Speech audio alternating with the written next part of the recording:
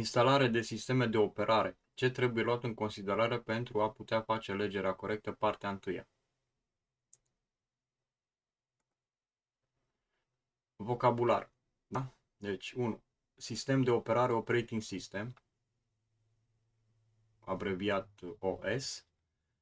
Este un set, respectiv o colecție de softuri, numite și programe, care împreună controlează resursele fizice ale mașinii, numite hardware, printre altele, și le armonizează între ele, cât și gestionează procesele aplicațiilor în curs de derulare. B. Rolul sistemelor de operare este de a aloca și de a utiliza resursele hardware, ca și, cum ar fi, da? Central Processing Unit, CPU, Volatile Memory, RAM, Graphic Processing Unit, GPU, Audio Component, care poate fi ca și Graphic Processing Unit, placa numită placă video, printre altele, pot fi integrate sau dedicate, da? După aceea, Non-Volatile Memory, sau altfel spus non-destructive memory, cum ar fi Hard Disk Drive, HDD, sau Solid State Drive, SSD, sau poate fi o flash memory, cum ar fi USB sau SD disk și așa mai departe. După aceea vin perifericele, da, și fiecare după necesități, da, poate să aibă, știu eu, trackball în loc de mouse sau touchpad și așa mai departe. Da? Sau monitor, imprimantă, tastatură, etc. etc. Da?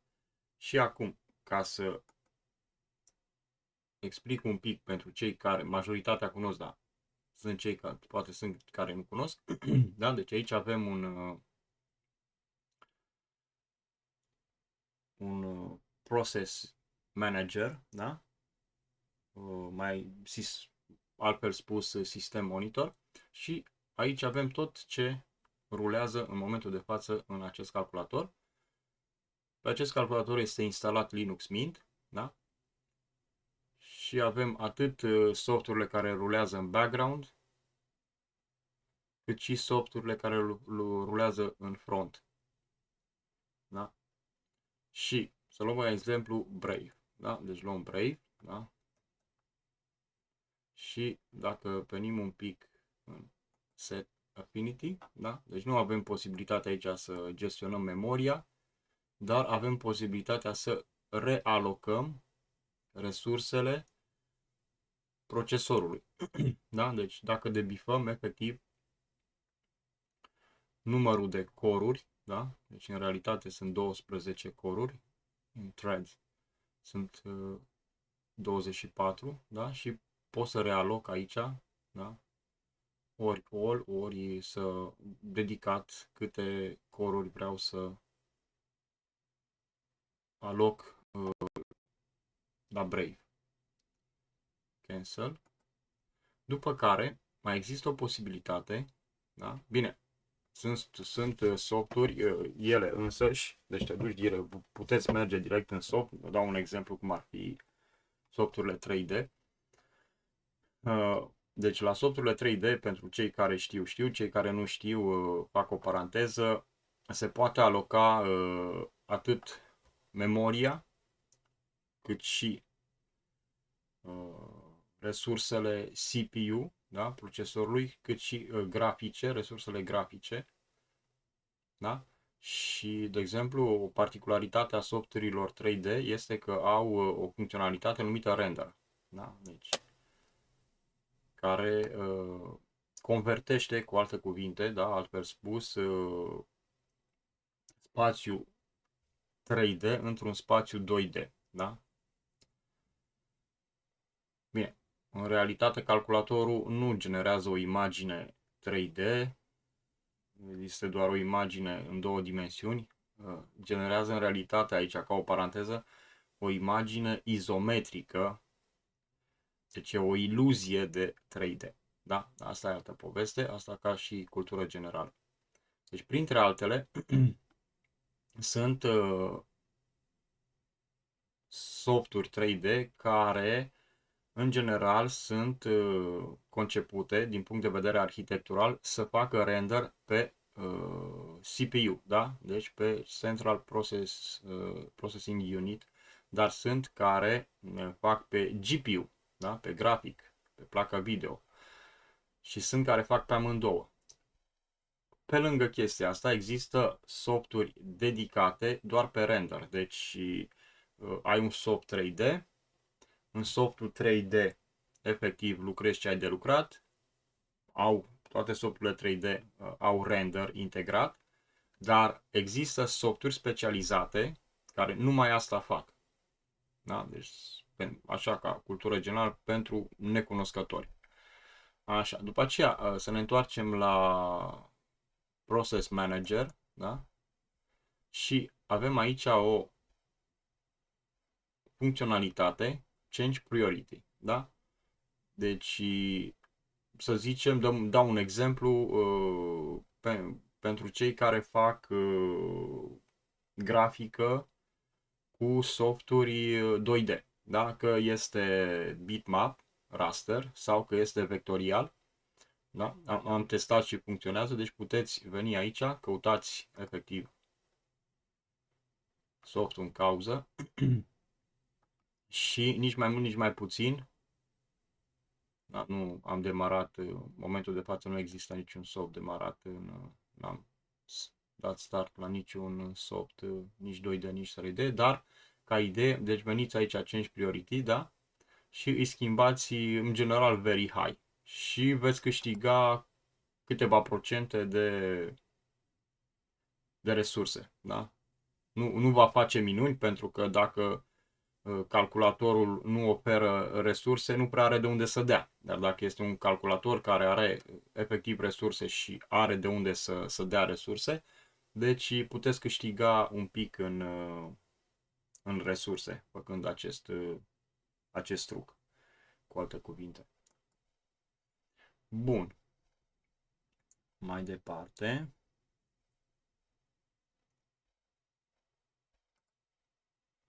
Ok. Deci, 2. Software. Da? Ce este? A. Este o entitate non-tangibilă din punct de vedere fizic. De exemplu, se poate asocia cu limbajul uman. Și anume, comunicarea verbală există, dar nu poate avea o formă fizică. Da? B. Din punct de vedere tehnic, un soft se compune dintr-un set de programe informatice, care la rândul lor sunt alcătuite din anumite serii de instrucții formate din cod informatic. Da? Deci asta este un soft. Mai departe. 1. Clasificarea softurilor din punct de vedere acces cod, și anume program. Da?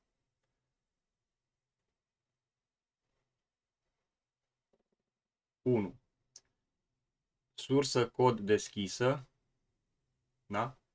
Sau acces cod, open source. 2. Sursă cod închisă, restricție cod, closed source. Și anume, la punctul 1, utilizatorul are acces la codul sursă al programului, îl poate studia și modifica după cum dorește, da? În mod liber. La punctul 2, utilizatorul nu are acces la codul sursă al programului, accesul fiindu-i restricționat, de multe ori din motive de protecție intelectuală. Deci, un exemplu de sistem de operare, da? Sau de soft, în cazul de față, ar fi Linux, da? Distribuțiile Linux, da? Din categoria Free Software. Așa. Free Software nu înseamnă că sunt gratuite. Sunt gratuite prin hazard, ca să zic așa, dar free se referă la faptul că ai libertate de acțiune și ai libertatea de a modifica codul. Da? Pe când sursă închisă, restricted code sau close source, cum ar fi Apple, macOS, da? Sistemul de operare de la Apple și Windows, da? Bine, și în lumea Linux există așa ceva. Și acum, deci open source, da? Open source is a source code that is made freely available for possible modification and redistribution. Deci, cum vedeți, tone de distribuții de versiuni Linux din lumea Free Software Foundation, da? General Public License. De aceea sunt foarte multe, pentru că e un fenomen cam ce se întâmplă cu criptomonezile, ce s-a întâmplat. Deci a fost suficient să apară una și după aceea acum sunt mii. Asta nu înseamnă, bine, criptomoneda e altă poveste. Și acum cu Linux, da, sau mai știu eu ce alte softuri numite packages din lumea Free Software Foundation, că e vorba de un soft Office, da, o suite Office sau grafic sau mai știu eu ce, audio sau da. Există o panoplie foarte vastă. Sunt zeci de mii, așa, de softuri la total, e ceva incredibil. Deci ce se întâmplă? Și softurile pot fi, da, modificate și personalizate după bunul plac. Dar nu, aici e problema că nu toate sunt de calitate. Da? Pentru că puteți vedea, cauți, nu mai știu ce versiune, ce distribuție Linux, o instalezi și sunt probleme. Deci e o problemă foarte mare pentru a menține linia de calitate. Da? Și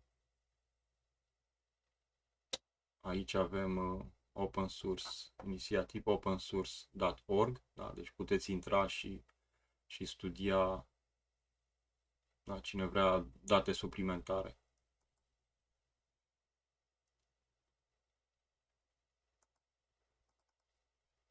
Da? Și aici avem closed source, da? Or proprietary software, da? Deci entitatea care produce softurile în cauză, da? Deci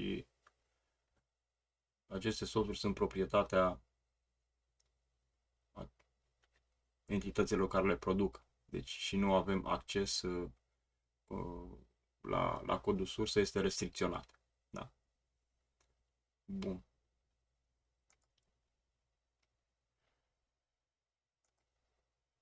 Mai departe.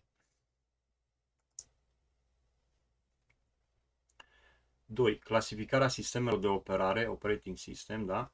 Din punct de vedere al libertății de acțiune. 1. Sisteme de operare care nu limitează libertatea de acțiune, și anume, altfel spus, Free Software Action. Da? Deci un exemplu, ca și în cazul de față, ar fi Linux, da? Din aceeași familie, bineînțeles, și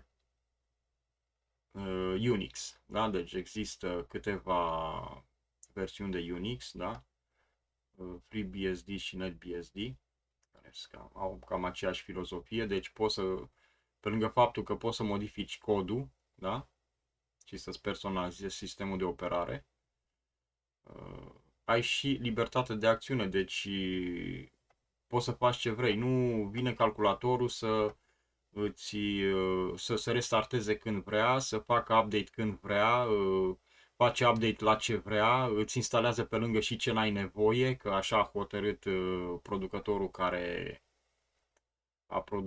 a creat sistemul de operare și așa mai departe. Deci cunoaștem foarte bine ce se întâmplă cu Windows un pic de la XP, a fost așa intrarea, deci de la Windows 8 a început să intre din ce în ce mai mult în restricționarea libertății de acțiune a utilizatorului, a userului. Și acum vedem ce se întâmplă cu Windows 11 și așa mai departe. Deci în loc să controlezi tu mașina, te controlează mașina pe tine. Da? face ce vrea. Deci în Linux nu există așa ceva, deci asta era și filozofia lui Richard Stallman, să ai libertatea de a modifica și libertatea de a acțiune, de a controla tu mașina și nu invers. Da? După aceea, 2. Sisteme de operare care limitează libertatea de acțiune, Limited Action Software. Da? Deci despre asta este vorba. Da? Deci, vedeți dumneavoastră, deci eu personal am optat pentru Linux, nu este o soluție optimă. Problema a oricărui software, da? Că e sistem de operare, că este o aplicație sau că ce este, în primul rând este stabilitatea și, respectiv, e mână-mână cu compatibilitatea.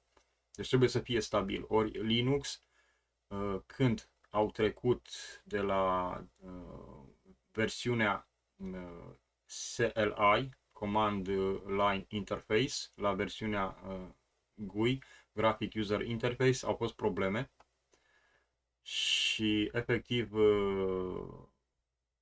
când înainte să treacă la Graphic User Interface, versiunile Linux, da, din lumea free software, deci erau foarte stabile. După aceea s-au dat peste cap, a fost un efort, îți trebuiesc resurse, îți trebuiesc oameni și s-a înaintat cu pași foarte lenți. Și exista lozinca, cum am mai spus, plug and pray, da? Conectează și roagă-te să funcționeze, cu alte cuvinte. Dar s-a câștigat teren, unele distribuții au reușit să câștige teren, au făcut eforturi, altele în continuare mizează pe design, cum ar fi Debian, nu mizează pe stabilitate, se pare, se bat cu cărămida în piept că e stabil, dar nu e stabil, cel puțin până acum 2-3 ani, cum am mai spus, era un dezastru, nu știu ce se întâmplă, n-am mai testat, că efectiv era timp pierdut. Da? Și acum să facem o incursiune un pic în lumea General Public License al lui Richard Stallman. Da? Deci îl avem aici pe Richard Stallman pentru cine nu îl cunoaște. Da? Deci el este promotorul, da? La acest, el a avut această idee, se pare. Și după aceea l-a cooptat și pe Linus Torvalds. Da? Deci datorită lor iau acest merit. I-au creat practic această lume de Free Foundation, Free Software. Da? Aici aveți site-ul, da? Dacă vreți să studiați. Da, este bine de studiat ca să aveți o idee cât mai clară despre ce este vorba. După aia avem aici GNU Free Software Foundation, da? Deci era primul GNU General Public License, Free Software Foundation, da?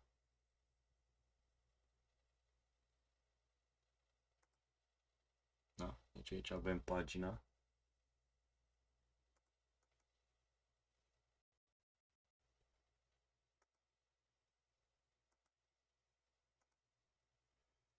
Așa, să mergem mai departe.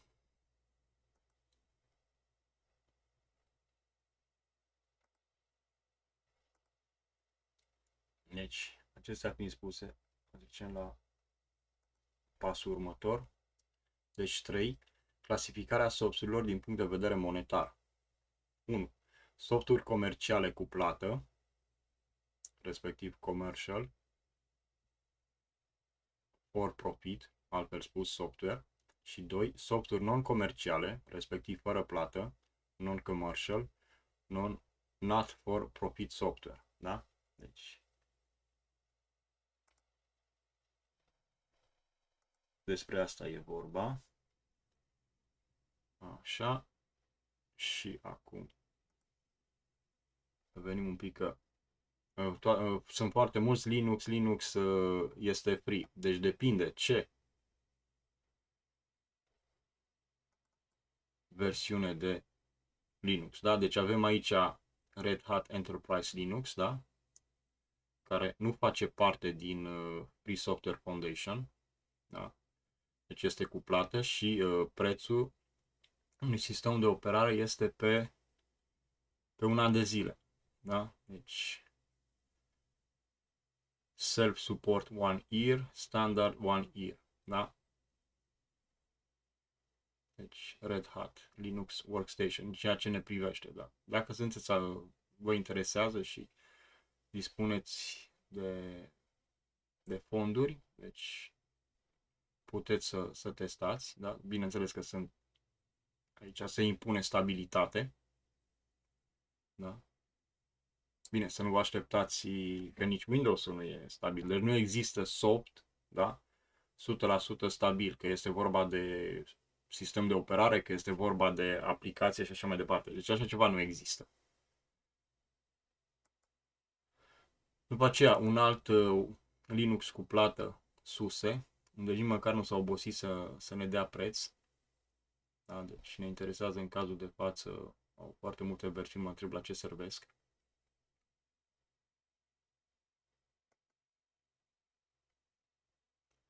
Deci, request pricing, da? Foarte interesant. Eu nu n-aș cumpăra așa ceva. Mai repede aș cumpăra Red Hat decât SUSE. Am testat Red Hat, am avut o licență plătită.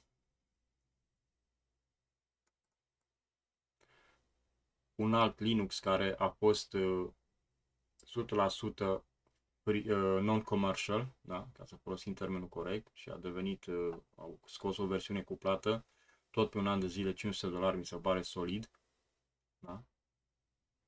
Dar există și, deci se poate,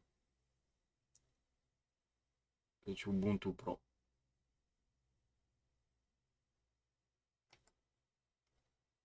Așa se poate downloada versiunea gratuită. Da? După aceea avem Debian, da? Care este 100% non-commercial, da, și free în același timp, adică avem libertatea de acțiune, gestiona și a interfața grafică și a gestiona, a modifica codul, da?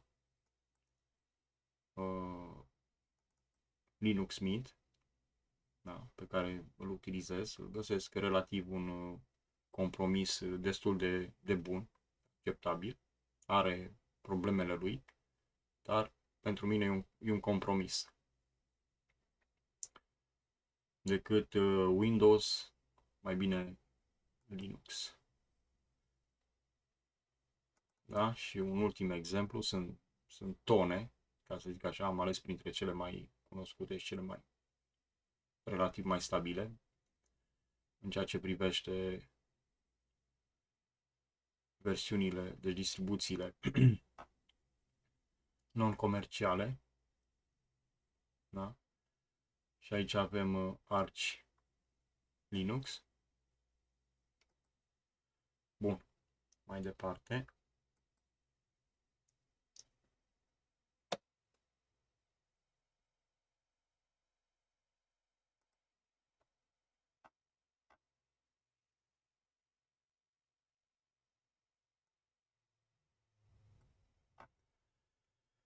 Patru. Clasificarea aplicațiilor, respectiv a softurilor, în funcție de clasa arhitecturală pentru care au fost concepute. 1.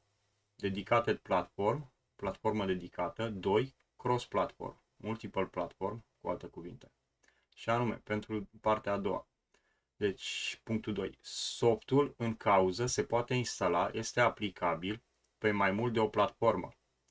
Dacă este vorba de hardware pentru operating system, da, deci când ai hardware-ul și instalezi operating system-ul, da, sunt sisteme de operare care pot fi instalate pe orice sistem hardware, cum ar fi, de exemplu, Windows, da, deci Windows e cam universal. A început să fie un pic nu chiar universal, parțial Ubuntu, da? Linux Ubuntu, bine, aici nu intră în calcul Red Hat, care la rândul lui mai poate fi instalat pe mai multe, dar în general producătorii de hardware personalizează deliberat, bineînțeles, sistemele lor hardware pentru a proteja monopolul Windows. Da? Deci când cumpărați un calculator trebuie să vă asigurați că acel calculator permite instalarea de, știu eu ce sistem de operare doriți dumneavoastră ați dori să instalați după ce cumpărați sistemul hardware respectiv. Deci, în general, când este vorba de un calculator modular, da, pe care îl cumpărăm piesă cu piesă, component cu component și îl asamblăm, în general este posibil. Printre altele, Linux-ul recunoaște componentele hardware, da? Sunt relativ probleme cu anumite componente, dar în general se găsesc soluții. Dar trebuie oricum, chiar și pe cele modulare, să vă faceți foarte bine temele când cumpărați o placă de bază. Da? Despre asta este vorba. Sau operating system sau OS pentru aplicații. Deci când bun, vreau să lucrez, de exemplu, dau un exemplu, o să intrăm imediat să vă dau exemplu concret, AutoCAD. Da? Deci ce este curios este că Autodesk, compania care produce AutoCAD,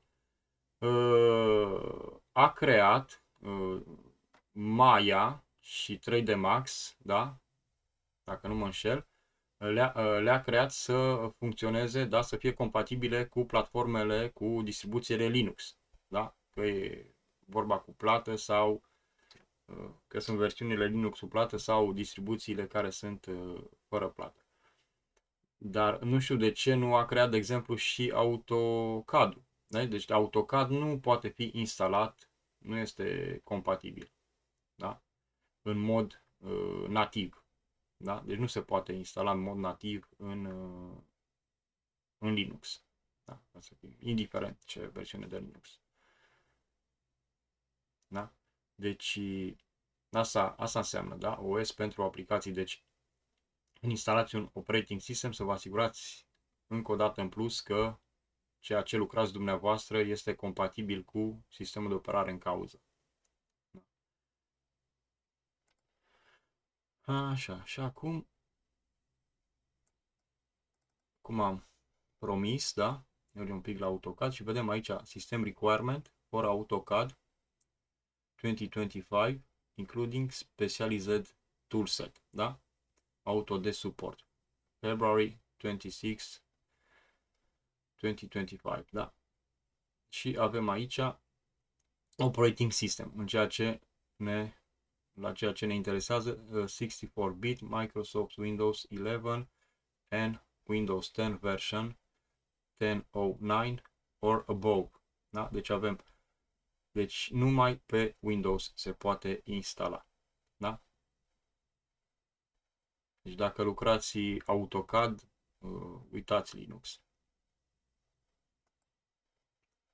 După aceea, CorelDRAW. Da? Deci CorelDRAW, Aviable for Windows and Mac. Da? Deci vedeți. Deci pentru cei care știu, care nu știu, deci Professional Graphic Design Software. Da? Nici măcar nu s-au obosit, deci sunt atât de bizari. Înainte găseam mult mai multe informații, dar vine cineva, schimbă tot și se pleacă de la zero. Nu contează dacă a fost ceva bun înainte sau nu, mergem cu niște absurdități mai mari.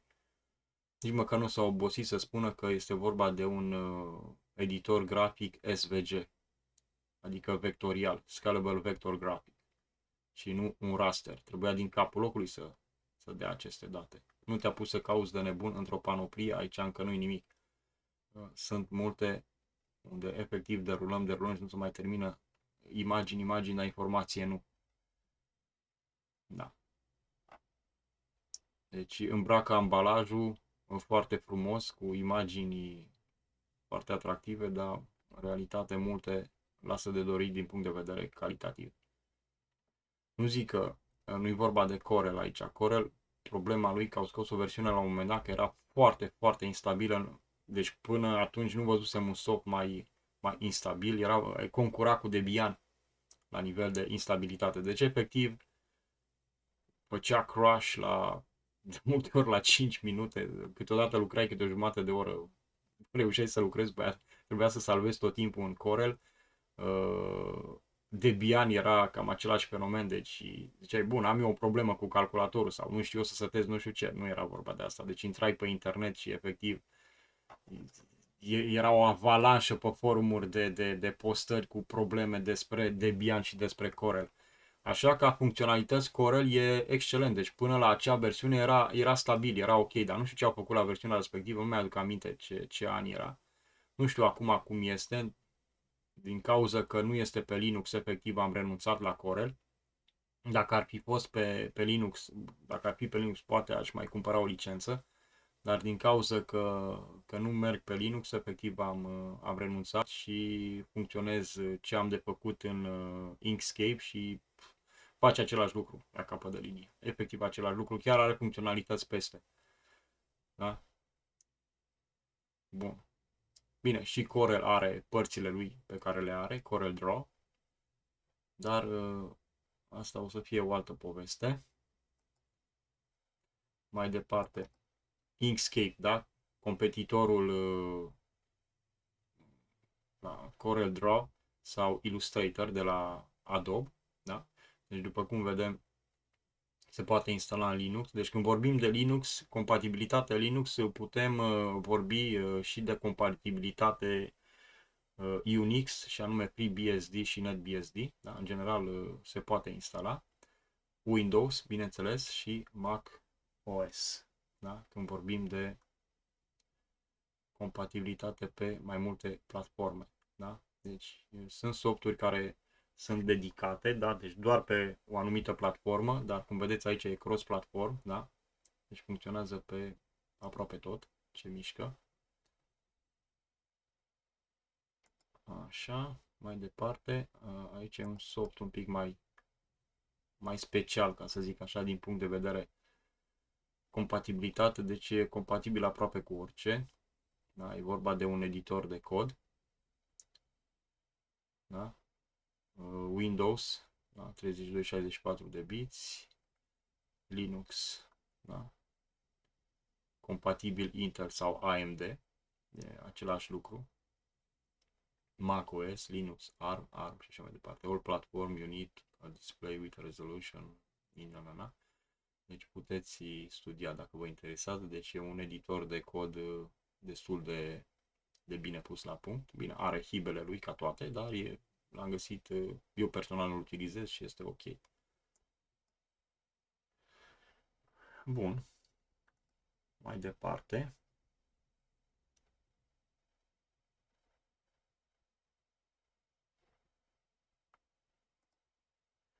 Cinci. Ce familie, respectiv categorie de sisteme de operare, operating system sau family, da? 1. Unix, Linux, Windows. Da? Deci avem cele trei familii. Aici pentru cei care nu cunosc, da? Deci am întâlnit persoane care, bine, mai toată lumea, deci efectiv această tehnologie computer science a invadat orice, totul e invadat de această tehnologie, de la industrie la așa zisa viață socială. Fac referire la acest lucru în care nu cred, la socializare, asta e altă poveste. Deci a invadat tot ce mișcă pe acest pământ, această tehnologie computer science. Și am întâlnit persoane care efectiv lucrau în domeniul propriu spus, secretariat sau în companii unde introduceau date în baze de date sau mai știu eu ce, sau alte persoane care utilizează calculatorul acasă și nu știau ce e acela un sistem de operare, cumpără device-ul respectiv, ca să zic așa, că e tabletă sau că ce e. cu sistemul de operare preinstalat, dar habar n-au ce rulează în calculatorul respectiv. E ca și cum te duce cu mașina la stația service. Ar fi culmea să te duci cu mașina electrică, nu m-ar surprinde așa ceva la ce putem vedea în jurul nostru. Dar sunt foarte multe cazuri când în loc să bage motorina, au băgat benzină și invers. Da? Deci mi se pare un pic absurd, dar mă rog, adică să nu știi ce sistem de operare, mai ales dacă ești indirect, să zicem, utilizezi calculatorul pentru o companie de introducere de date în database sau mai știu eu ce secretariat, să nu știi, demarezi calculatorul în fiecare zi, dar tu nu știi ce sistem de operare, nu știi nici măcar ce la sistem de operare. Deci e un pic absurd, dar mă rog. Și e vorba de Unix, da? În primul rând Apple, da? OS, Mac OS este Unix, da? După aceea Linux, da? Deci telefoanele Apple s-ar părea că, dacă nu mă șel, tot pe Unix, dar calculatoarele lucrează pe Unix. Telefoanele Samsung, LG, tot ce nu e Apple funcționează pe Linux, deci Android este Linux, da? După aceea avem Windows, da? Așa, și aici sunt mai puțin cunoscute FreeBSD, da? Deci este based Unix, da? Deci un sistem de operare Unix, operating system, și avem NetBSD, deci FreeBSD și NetBSD. Mai există o altă versiune, nu sunt foarte numeroase ca distribuțiile din lumea Linux, da? Și avem aici compatibilități și așa mai departe, resurse necesare pentru instalare. Bun. Acum să mergem mai departe. 6, da? Deci ce tip de mașină, respectiv calculator? Da. 1. Calculator fix, static, desktop, sau calculator mobil, laptop, notebook, tabletă și așa mai departe, DAP, digital audio player sau mai știu eu ce. Da? Bine, că acolo nu poți să instalezi. Dar calculatoarele fixe, da? Că poate să fie un desktop modular sau compact. Deci, cum am spus și mai devreme, trebuie să vedeți la ce utilizați calculatorul când îl cumpărați în funcție de resursele de care aveți nevoie. După aceea, dacă e compatibil sau nu e compatibil, da? Deci este foarte important, foarte, foarte important să vă faceți foarte bine temele. Deci nu vă duceți, da, dacă sunteți pe teritoriul României, nu vă duceți repede, alergați la EMAG sau mai știu eu unde, sau Altex sau mai știu eu unde, pentru că vânzătorii în general, îmi pare rău pentru ei, dar nu sunt formați ca să vă dea date tehnice, ei sunt formați să vă aburească ca să vândă marfă. Deci foarte rar găsești câte un vânzător care într-adevăr să și cunoască. Bine, și dacă cunoaște, interesul lui e să vândă și la cel cu buget mai important și cu buget mai mic, important e să vândă, nu contează, trebuie să vândă. Da, și sunt majoritatea dintre ei nu sunt de specialitate, pentru că imaginați-vă cineva care cunoaște calculatoare, un programator, nu o să-ți ducă să se angajeze într-un magazin pe salariu de vânzător. Deci de aceea nu găsiți, deci probabilitatea să găsiți oameni foarte calificați în domeniul calculatoarelor, da, în domeniul computer science, care să vă vândă produsul respectiv, este minim. Doar cineva care vrea să-și rotunjească venitul și nu are ce face în timpul liber și își găsește un al doilea job, un al doilea loc de muncă. Dar în general vă induc în eroarea aceea. În primul rând nu cunosc, nu sunt antrenați, nu pierde nimeni timpul. Doar dacă este un autodidact, e altceva. Și depinde ce nivel de cunoștințe are acel autodidact. Deci mi s-a întâmplat, de exemplu, cu Color Space, da? 2020, REC 2020, să mă duc într-un magazin, deci nimeni nu știa din magazinul respectiv, un magazin foarte mare, vindeau televizoare, vindeau calculatoare, vindeau orice, monitoare, nimeni nu știa ce este un Color Space, da? Deci imaginați-vă așa ceva. Deci nu trebuie să aveți încredere în cei de la magazin. Înainte de a pleca să cumpărați sau înainte de a comanda online, intrați, vedeți ce vă oferă magazinul respectiv, după care luați seria, luați modelul sau ce găsiți acolo ca date, vă duceți pe site-ul la producător și acolo căutați datele. Și în funcție de datele tehnice pe care le găsiți acolo, de specificațiile tehnice, deci efectiv după aceea luați, decideți, băi, calculatorul ăsta îmi trebuie, pentru că ce se întâmplă? Cumperi un calculator care nu ți oferă resurse sau compatibilitate cu ce ai tu de făcut, da? Și după aceea trebuie să mai cumperi încă o dată. Sau trebuie să, dacă poți să returnezi, îl returnezi. Dar problema e că e spargere de cap și timp pierdut. Mai bine îți faci temele dinainte, dai o sumă de bani, un procent, să zicem, de 10%, 20%, să faci un compromis, compatibilitate, resurse, da? Al calculatorului, din punct de vedere așa zisului power, da? Și mergi după aceea înainte. Dacă nu, efectiv pierzi bani sau timp dacă reușești să îl returnezi, să fii rambursat și să cumperi ceva care are sens. Pentru că dacă ai timp de pierdut să testezi și să testezi, e viața ta și timpul tău pierdut. Deci este foarte important. 7. Versiune 32 de bits sau 64 de bits. Da? Deci 32 de bits aproape a dispărut. Deci aproape inexistent. Da? Sistemele 32 de bits sunt aproape inexistente.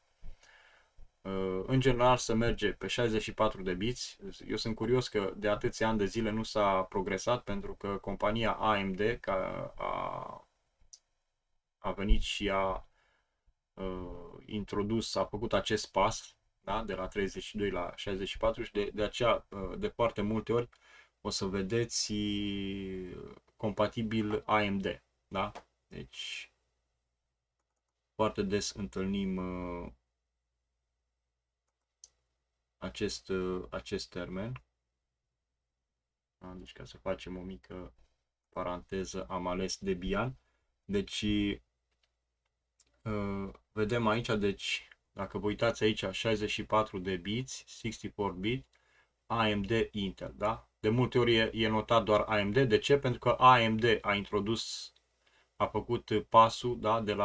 A fost primul care a făcut pasul de la AMD, de la 32 de bits la 64 de bits. Și de aceea, de foarte multe ori, vedem că compatibil AMD. Da? Acum au introdus și Intel, dar sunt foarte multe unde vedeți AMD. Da? Ok.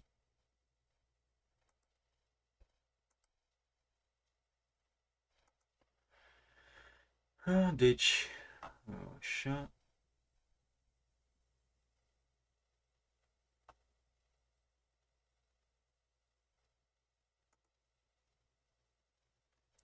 Acum.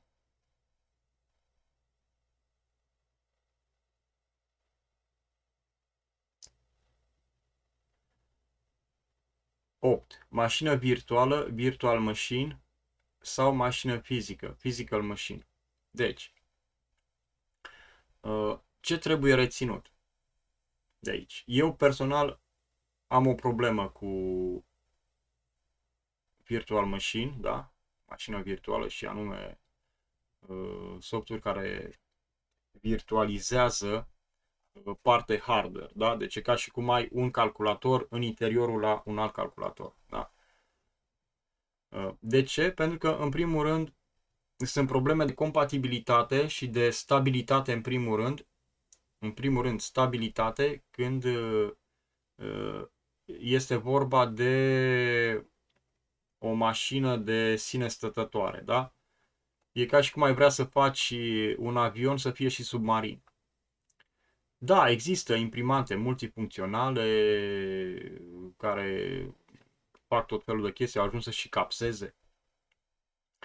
Dar cu cât un device este mai complicat, cu atât riscurile, în general, nu vorbesc numai de calculatoare, riscurile să ai probleme sunt mai ridicate. Păi da, pe vremuri când cumpărai un frigider, de exemplu, sau o mașină de spălat, o aveai zeci de ani. Deci efectiv zeci de ani. Ei, uitați-vă, acum te duci să cumperi de asta vă spun că această tehnologie computer science deci a penetrat, deci a invadat orice.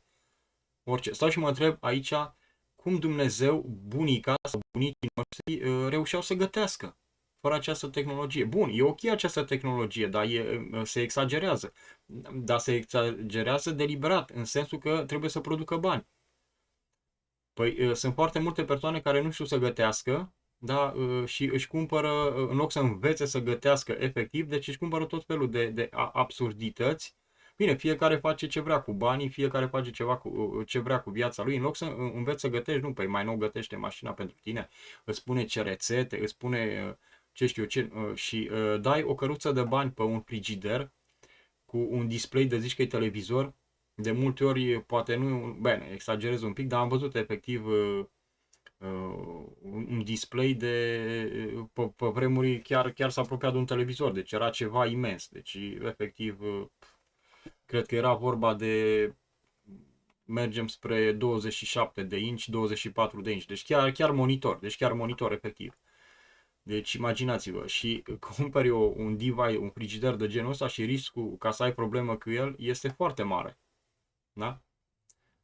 Deci, de asta, ca să ne întoarcem, deci de aceea eu am o problemă cu chestiile astea. Deci nu-i nici una, nu-i nici alta. Știți? Da, e un compromis și o foarte mare problemă. Da, pot fi utile aceste compromisuri de mașină virtuală. Dar problema e că trebuie să ai resurse. Deci trebuie resurse foarte, foarte importante, de semnificative. Ori vezi de multe ori persoane care prezintă, de exemplu, în stânga, în dreapta și dau recomandări, cum că, vezi, Doamne, să instalezi pe mașină virtuală și îl vezi că prezintă materialul respectiv, chiar dacă nu ți arată fizic că are un laptop, îți dai seama că e un laptop în funcție de diagonală, de dimensiunea la imagine sau mai scapă câte un parametru că nu sunt foarte transparenți și îți dai seama că are un laptop. Ori, da, au evoluat laptopurile, de exemplu, da? Bine că poți să ai resurse foarte low, foarte joase și pe un calculator desktop, da? Deci ați văzut acele microcalculatoare în miniatură, deci calculatoare în miniatură, care acum efectiv e o cutiuță, dar la fel, deci resursele lor uită. Deci alea sunt făcute să trimiți un e-mail, să navighezi pe Facebook sau mai știu eu ce să cauți pe internet. Deci nu sunt făcute ca să faci, să lucrezi AutoCAD în ele sau mai știu eu ce la nivel, de exemplu audio, cei care lucrează în industria audio. Păi da, cer softurile audio, cer niște resurse foarte ridicate. Dar, deci dacă luăm numai banalul OBS, da? Pentru captură și pentru prelucrare pentru creație de videouri, da? De materiale video. Așa. Deci cere resurse foarte importante, da? Deci dacă vrei să setezi OBS-ul să creezi imagini, să creezi materiale 4K, 8K, deci uite, îți trebuie un calculator relativ puternic. Și există, printre altele, ca să fim foarte clari, șmecheria de marketing la calculatoarele fizice numită X-Core, da? O să vă explic cum stă treaba cu X-Core pentru cei care nu știu. Cei care știu, știu și pentru cei care nu știu o să vă explic la ce să fiți atenți. Deci de aceea, mașina virtuală poate fi ok când este vorba de un calculator care are resurse relativ importante. Da? Deci să fie foarte clar. Deci dacă calculatorul îți permite și are resurse importante, atunci zice ok, e ok. Dar dacă e un calculator care are resurse foarte mici, nu, virtual machine nu e o soluție, da? Că e uh, cu plată sau fără plată, da? Și după ce că calculatorul tău trage să moară doar cu sistemul de operare standalone, ca să zic așa, în el, tu mai îi bagi și virtual machine pe lângă care e gurmand, îi aloci, am văzut de multe ori, fac demonstrații pe Linux și aloc 1 GB de memorie, 2 GB de memorie, păi dar nu ai cum, e o farsă, e o mascaradă așa ceva. Și oameni care se încred în așa ceva, nu știu, o să aibă surpriză, o să vadă că nu funcționează cum s-au așteptat, da? Deci, avem aici Virtual Machine, da? Propus de VMware, da? Deci, e un pic cam greu de navigat ca să găsești exact ce ai nevoie, da? Deci nu e cazul deocamdată, nu stăm să intrăm în detalii. Când o să ajungem la așa ceva, o să parcurgem pas cu pas ce și cum trebuie downloadat și instalat. E doar o prezentare generală. Avem după aceea, deci VMware este cu plată, da? Avem versiunea gratuită care e sponsorizată de Oracle, VirtualBox, da? Foarte cunoscut. Avem după aia Citrix, o altă alternativă cu plată, da? Ca și VMware. Și acum să intrăm un pic în problematica celor care recomandă instalarea de virtual machine pe un calculator care, din punctul meu de vedere, nu e foarte adaptat pentru așa ceva, da? Așa. Deci avem aici de la compania Acer, calculatorul e ok, dar depinde fiecare ce face cu calculatorul, da? Nu poți să blamezi compania, pentru că compania ți-l oferă. Problema ești tu, dacă, bine că sunt și produse care au date care nu corespund cu expuse, care nu corespund cu realitatea sau mai știu eu ce, dar în cazul de față nu dezbatem aspectul ăsta, da? Deci calculatorul poate să fie ok, dar numai că, bine, dacă mergem o paranteză o să ajungem și acolo la companiile producătoare, o să vedeți că ei recomandă, nu, ei propun, dar îți spun că recomandat ar fi peste cutare valoare hardware, da? Ca și resurse. Și dacă venim aici, da, aici deja nu mai e vorba de compatibilitate, ci e vorba de resurse, da? Zice 16 core, da? 1.4 GHz, da? Și, da? Deci avem aici procesorul, da? Total Core 16, da? Și vedeți că ei propun aici, da? Dar nu dă tot timpul cu realitatea. Înainte erau 1-2 versiuni, acum au scos Max Turbo, Boost, Max Turbo, tot felul. Astea sunt chestii care sunt parametri efectiv ca să vă facă să cumpărați. Deci ce ne interesează pe noi în cazul de față este 1.4 GHz și 16 core, da? Care corespund cu ce avem aici, da? Deci avem, da? 1.4, 16 core. Și aici există o șmecherie, da?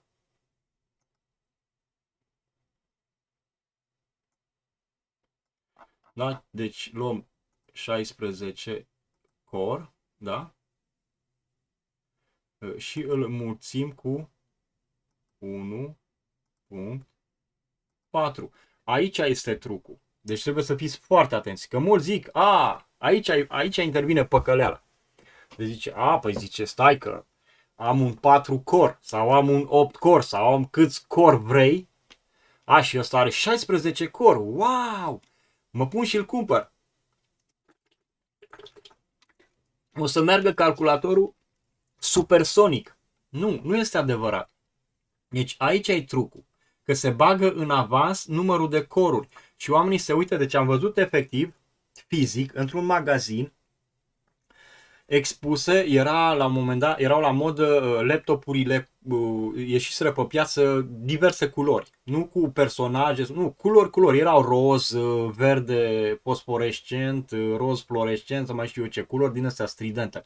Deci, inevitabil, intrau în magazinul respectiv, unde am văzut live chestia respectivă, persoane care efectiv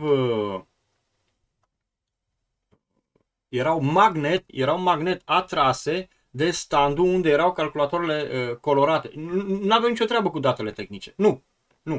La culoare. Deci erau atrași de culoare. Pentru că deci asta e o manipulare de marketing bazată pe natura nu umană, natura vieții pe pământ. De ce? Pentru că uitați-vă și dumneavoastră de ce este atrasă o ființă pe pământ, da? Sau ce îi se atrage atenția în mod panică sau într-un mod pașnic, dar ești atras de culoare, ești atras de mișcare, ești atras de miros, da? Și de zgomot. Deci, ce se întâmplă? Vedeți și dumneavoastră, de exemplu, dacă luăm plantele carnivore, da? Vedeți și dumneavoastră. Deci atrag insectele, da? Prin culoare și prin miros, da? Sau dacă ne uităm de multe ori și prin mișcare. Sunt anumiți predatori da? Care în special subacvatici sau mai știu eu ce. Deci asta e o particularitate și a naturii umane. Deci se speculează aceste aspecte și am văzut chiar un film în care efectiv un serial de comedie își propuseseră să cumpere un calculator, da? Și vine sora respectivului și întreabă what color. Deci exact același fenomen. Deci oamenii sunt atrași de cu totul și cu totul altceva decât de ceea ce trebuie. Da? Și ca să ne întoarcem aici. Deci aici e capcana. Da? 16 ne dă 22.4. Da? Și să luăm acum un alt exemplu. Să luăm exemplu de, să zicem, un procesor de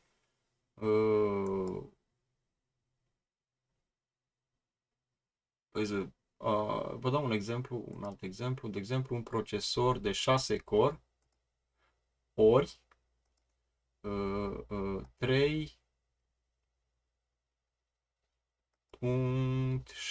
parcă avea, sau 3.8. 3.6, da? Deci uitați-vă, da. Deci 3.6 avea sigur, da? Avem un workstation care are 6 core, datează de 10 ani de zile. Deci la vremea respectivă era wow, era high level. Deci uitați-vă și dumneavoastră păcăleala, când vezi, băi, 16 core. Deci credeți-mă, face același lucru ca viteză. Deci ca putere sunt la fel. Păi nu, că am 6 core și mă duc să cumpăr 16 core. Da, dacă ai cumpărat 16 core de 2 punct nu știu cât, sau 1.9 sau de 3, da? Gigahertz. Dar aici este trucul. Da? Oamenii nu fac acest calcul banal. Și asta e valid în orice domeniu de activitate și orice componentă de calculator. Da? Deci trucuri de genul ăsta, deci detalii tehnice pe care oamenii nu le cunosc, nu știu cum funcționează. Și atunci suntem foarte ușor de păcălit. Bine, păcălit în sensul în care cineva îți recomandă aiureală. Deci, în cazul de față, să nu înțelegeți greșit, calculatorul e ok, într-un oarecare sens, dar e de datoria voastră ca și, sau de datoria noastră ca să ne facem foarte bine temele înainte de a cumpăra. Pentru că îl cumperi și pe aceea, bă, dar cum Dumnezeu, 16 core, dar nu merge mai bine ca ăla de 6 core. Eu am dat exemplu aici, cel de 6 core. Da? Sau putem lua 4 core, da? Că, de exemplu, dacă punem da? De 4 core, 16, 4 ori 4, da? Deci nu o să, o să vezi că sunt 16 core, da? Și să zicem că, na, era foarte utilizat, de fapt pe piață era foarte frecvent 16 core, da? Păi vreau să zic, e o diferență, dar nu poți să zici că ai dublat puterea la calculator. Da? Deci de la 16 core nu poți să zici că ai dublat puterea. Efectiv. Și te trebuie să zici, bă, da, e parcă o diferență, dar nu e chiar atât de mare. Deci de asta, aici e trucul. Deci trebuie să aveți foarte, foarte mare grijă. Sunt foarte multe lucruri. Deci indiferent că e vorba de un card audio, că e de video, că e vorba de un monitor. Deci oamenii nu își fac temele. Deci cumpără efectiv legați la ochi. Efectiv. Da? E aceeași poveste, da? Deci 6 core. Deci asta cu thread, uitați, nu vă uitați prea mult. Deci ce e important, asta e important, da? Aici avem 3.3, 3.2. Da? Aici poți să zici că, vezi, deci frecvența fiind este apropiată. Da, una dată. Aici poți să vezi ceva semnificativ. Da? Dar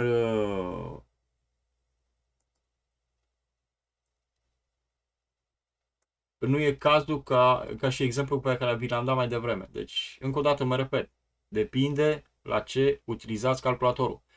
Sunt cazuri când, da, poți să blamezi compania producătoare că se ocupă ei să iasă bine tot timpul, dar nu poți să-i blamezi întotdeauna. Da? Deci alegerea o faceți voi. Bine, sunt companii care efectiv mi s-a întâmplat să-ți dea țeapă, deci produse care nu funcționează gram. Le cumperi și nici nu vor să-ți mai ramburseze bani. Da, deci punem 6 ori 3.3, da, 19 și 8 ori 3.2. Deci, aici putem vorbi de o ușoară performanță, ca să zic așa, da? Deci, nu e foarte mare, dar e. Deci poate să facă o diferență, da? Dar dacă am fi vorbit aici, de exemplu, de un 8 core la 2. Nu știu, sub 3. Deci deja ne apropiam de aceeași valoare.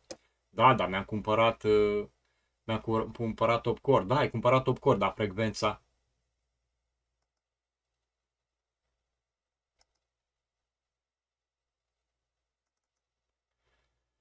Bun, aici la Dell. Deci Dell este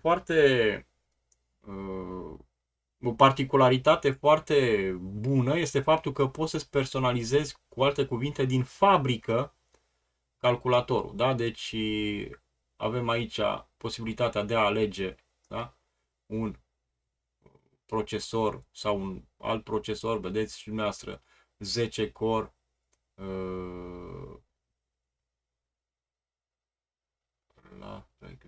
4,7. Bine, trebuie intrat la producător, la Intel, dacă e AMD, la AMD, ca să vedem exact. Avem seria, dacă nu dau tot timpul, dau doar turbo, dar nu dă frecvența nativă. Da? Anyway, bine, o chestie de marketing, eu zic că da. Și ca urmare, deci iei modelul, da? Nu seria, modelul la procesor sau ce e și te duci direct la producător. Și aici, în funcție de, vedeți că aici îmi dă un mesaj de alertă, da? Mă avertizează că dacă aleg acest procesor, se schimbă configurația la tot, bine, la total, dar semnificativ, da? Deci monitorul se schimbă, bateria se schimbă, camera se schimbă, da? Și așa mai departe. Deci rezoluția avem aici explicată, așa mai departe. RGB camera, bref, accept. Da? Și dacă venim aici, totul e schimbat. Da? Și mergem pe versiunea asta, accept, ne întoarcem înapoi. Nu intrăm acum în detalii să vă explic cu monitor, cu camera, cu toate nebuniile astea, că nu face obiectul deocamdată. Eventual o să facem alte materiale video. Și avem aici procesorul în cauză. Da? Deci 103 i3, 1315U, da? Da?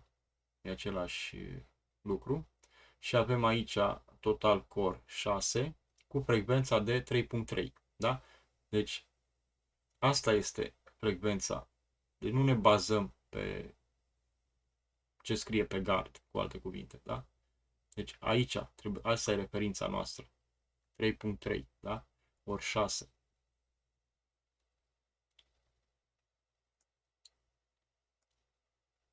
Bun. Deci mai departe, mergem mai departe. Așa. Bun. 9. Ce putere de procesare, respectiv hardware requirement? Da, 1. Procesor CPU, memorie volatilă, volatile memory, respectiv RAM, placă video, videocard. Zis altfel, GPU, Graphic Processor Unit. Da? Deci, este foarte important pentru că dacă o să facem un material vis-a-vis de render, deci cum se face renderul pe un program 3D, o să vedeți și dumneavoastră cât de important poate să fie procesorul. Da? Și cum am spus, sunt multe persoane care zic, păi deschid un browser, păi deschid, păi da, dacă deschizi 20 de noi new instance de browser, 10-20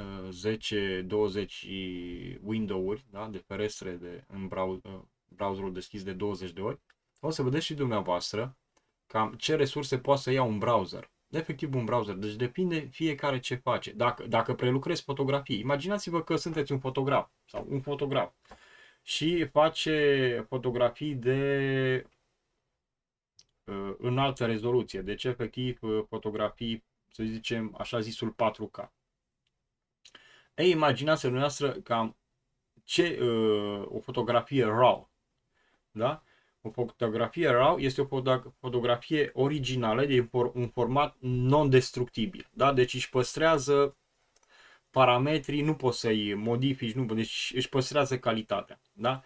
Dar sunt foarte mari, foarte, foarte mari. Deci imaginați-vă dumneavoastră că sunteți fotograf și faceți montaje sau prelucrați imaginea respective sau mai știu eu pentru ce.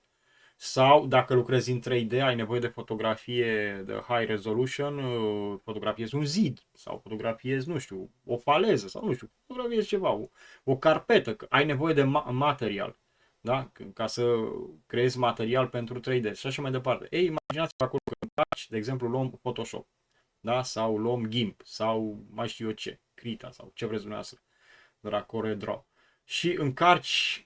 Da? Ai posibilitatea să încarci mai multe fotografii și le încarci 2, 3, 4, 5. Ei, imaginați-vă acolo că deja memoria și procesorul începe, dar în special memoria să ia loc și să se umple și se umple și se umple. Deci foarte rapid, depinde fiecare ce face. Deci trebuie foarte bine să cumpăniți. Foarte, foarte bine să cumpăniți. Deci e important procesorul, e importantă memoria, e importantă placa video. Dacă este vorba de tratament audio, e vorba de placa audio, că este integrată sau că este periferică interfața audio și așa mai departe.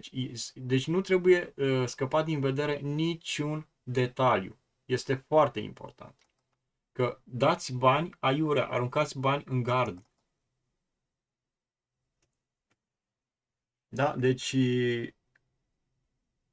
vedem aici e o mare problematică. Da? Pentru că ce se întâmplă? Crita, în cazul de față, la Crita putem face donație. Da? Deci intrăm frumos, facem donație și Crita e un soft excelent. Deci e excelent, bravo, bravo lor.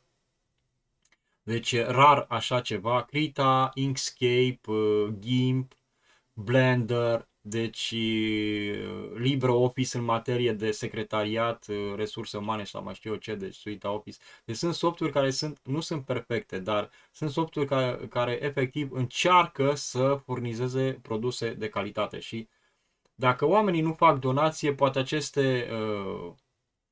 aceste inițiative vor muri și ar fi păcat, pentru că ce preferați? Să dați $10 donație pe an? Hai să nu zic pe lună, pe an, să dăm donație, că e vorba de Linux, că e vorba, deci au nevoie să funcționeze acești oameni, da? Pentru că ei trebuie să programeze aceste softuri, da? Deci trebuie să le programeze, au nevoie de calculator, nu? Doar nu să le programeze la calorifer, da? Sau mai știu eu ce. Deci trebuie să-și cumpere, da?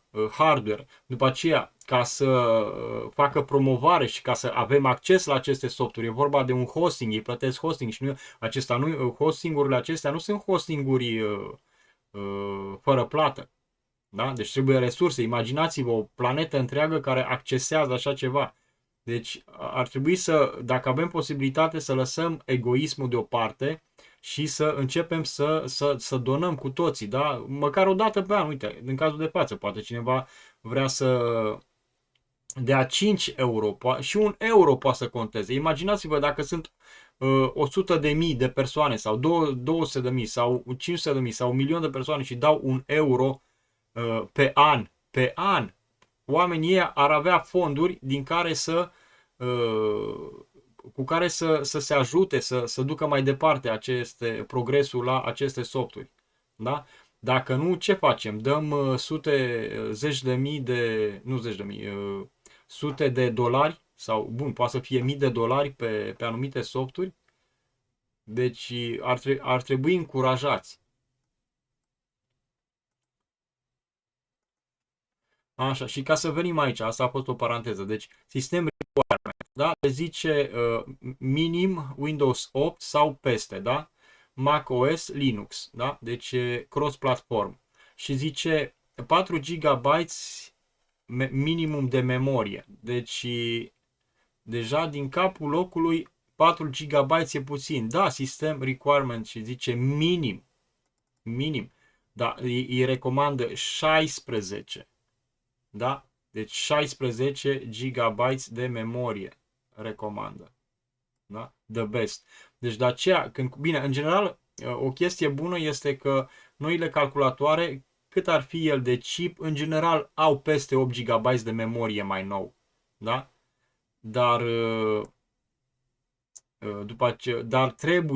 trebuie memorie cât mai multă. Da? Deci asta. Și după aceea, pentru cei care fac grafică, este foarte important ca și plăcile video să fie pe măsură. Deci dacă cumpărați un laptop, să fiți foarte atenți să aibă placă video dedicată. Da? Deci este foarte, foarte important.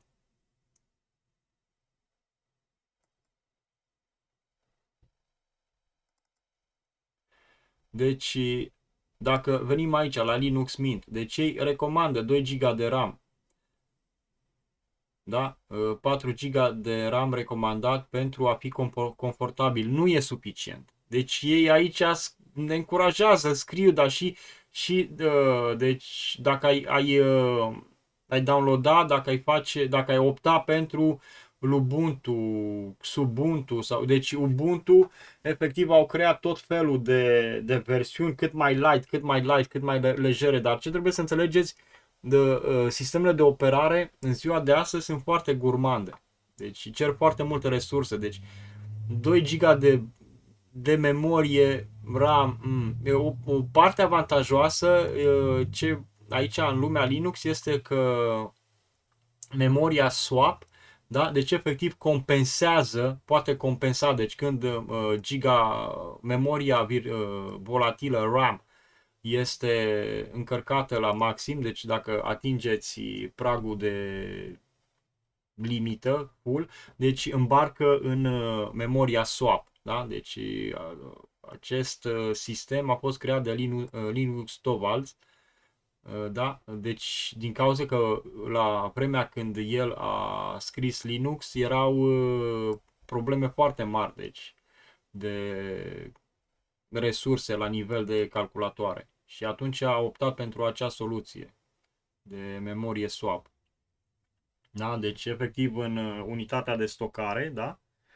În memoria non-destructivă, că e hard disk sau că e SSD sau ce mai e, efectiv se creează la instalare, când se instalează sistemul de operare, Linux, în general, se creează o micropartiție acolo de memorie swap, da? Și compensează. Dar ideea recomandat e să aveți memorie RAM, da?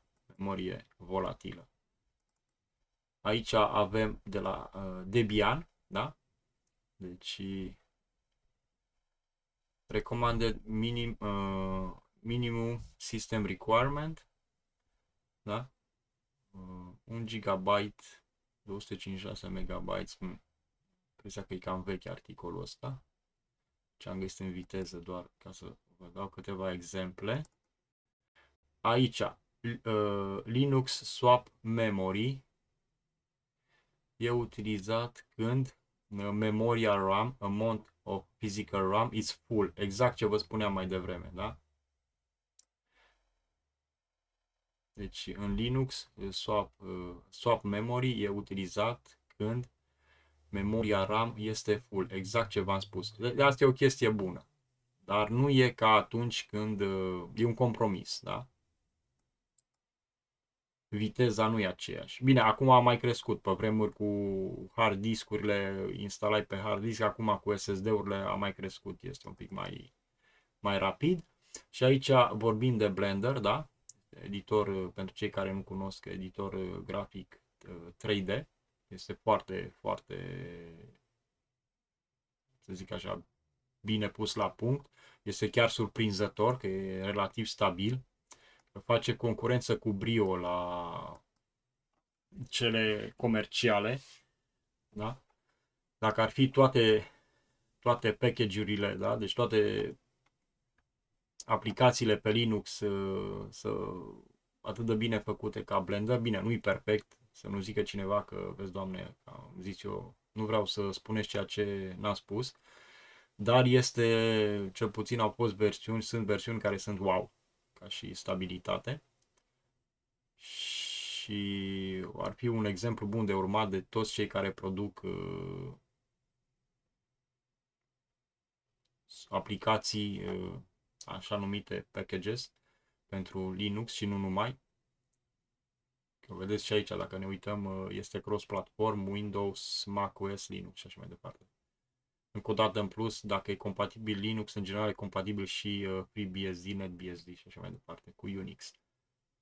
Deci, vedeți și aici 4 core, da? Minimum recomandat 32 de RAM gigabytes, da? Pentru că în 3D se cer resurse, imediat se umple memoria, da?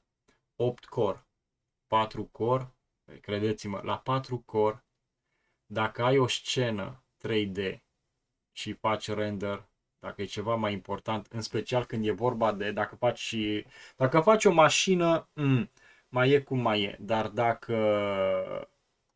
dacă construiești un obiect, să zicem, e ok.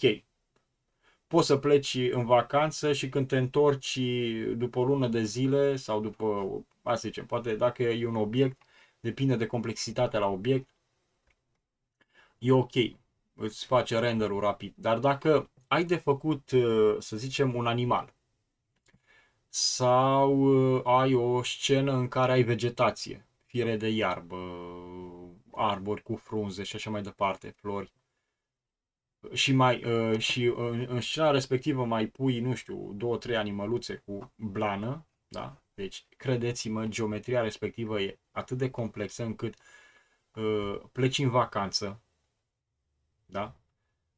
O lună de zile, să zicem, ai venit înapoi și dacă calculatorul n-a luat foc, e bine, dar dacă n-a luat foc, el încă n-a reușit să facă render-ul. Bine, sunt un pic sarcastic, dar vreau să zic.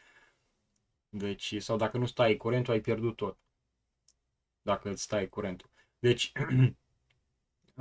4 core, ca să faci render cu 4 core, așa ceva doar ca să te afli în treabă.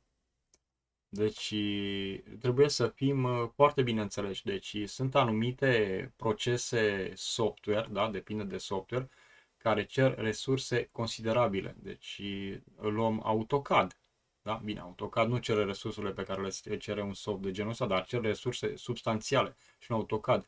4 core AutoCAD, 8 GB de memorie, uită. Deci uită. Că e 2D, că e 3D, nu contează, uită. Deci, efectiv, e masochism. Deci nu ai cum. E ca și cum îți place să te chinui. Da? Deci dacă îți place să te chinui, atunci cumperi un 4 core și e bine așa. Deci, de asta zic, aveți foarte, foarte, foarte mare grijă când cumpărați, când alegeți optați pentru o anumită configurație hardware. Da? Deci aici avem Modo, un competitor al lui Blender, da? Cu plată.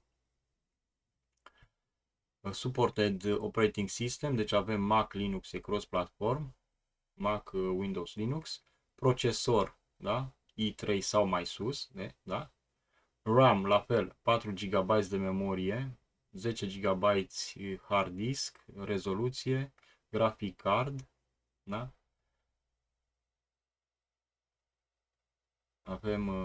Avem memoria la fel, deci vedeți dumneavoastră, încă o dată, minimum, da? Deci, da, poți să începi să faci ceva simplu, ultra simplu, nu simplu, adică ceva așa, două linii, o scobitoare, un chibrit, nu știu, un gărduleț, o sticlă de apă, o cană, dar nu și... Deci, uitați, să faceți ceva impresionat, cum v-am făcut referire mai devreme. Când e vorba de vegetație și de animale, e ceva wow. Deci cere resurse. Da? Mergem un pic mai departe. 2D, da? Deci e vorba de, da, deci Photoshop, un editor 2D de imagine, da? Bitmap sau raster, da? Altfel spus. Procesor multicore Intel, AMD ori WinARM procesor, Windows, da? 10, 11, nu funcționează pe Linux. Bine, dacă avem virtual machine, da? Da, vom explica cum e cu virtual machine, da, e un compromis dacă aveți un calculator foarte puternic. Bine, și mai sunt și alte versiuni, dar o să vorbim ulterior. Deci, minimum 8 GB de RAM sunt mai realiști. Sunt mai realiști și nu e... Bine, mulți zic, e Photoshop. Deci Photoshop cere resurse de n-aveți idei. Foarte multe resurse cere. Foarte, foarte multe resurse. Da. Deci e mai gurmand decât vă așteptați, cât s-ar crede, s-ar părea. Deci 8 GB, recomandat 16 sau mai mult. Da? Deci aceeași poveste. Placă video, procesor, după aceea Autodesk 3D Max, da, am pomenit. Minimum, da, 4 GB de memorie, da, avem 8 GB sau mai mult, disk space, da? Deci, la fel, 4 GB e așa, doar ca să-l deschizi de memorie. După aceea, de la Kingston, da, producător de, bine, SSD-uri și multe alte cele, printre care memorie volatilă, da?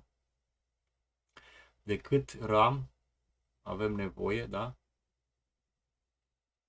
Și acest articol puteți să-l... Da, deci... How much memory do you need to run Windows, Mac OS or Linux? Da? Deci puteți căuta acest articol dacă doriți, ca să vă documentați un pic. Basic user, professional user, gamer, enthusiast user, da? Bine, că professional user aici 128, uitați-vă și dumneavoastră. 128 de GB de RAM, da?